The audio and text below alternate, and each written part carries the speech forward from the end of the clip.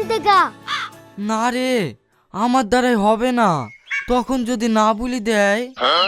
দেখ, প্রতিদিন তোরাই নাটক, আমার আর ভালো লাগছে না। লে ধর। যেতেই হবে। হ্যাঁ, সলমান খানের মতো ভাবতে লে, প্রপোজটা করে দেখা। না হলে অন্য কেউ এসে তোর পরে হাত ধরে নিয়ে চলে যাবে, আর তুই তো এখন শাহরুখ খানের মতন দেবদাস হয়ে দাঁড়িয়ে কাটবি।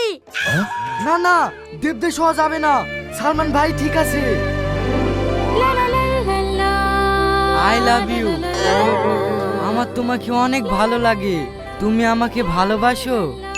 হ্যাঁ, তোমার মতো এত সুন্দর একটা রাজপুত্র ছেলে আমাকে প্রপোজ করবে, আর আমি অ্যাকসেপ্ট না করে থাকতে পারি? ওঠো শোনা, ওঠো ওঠো।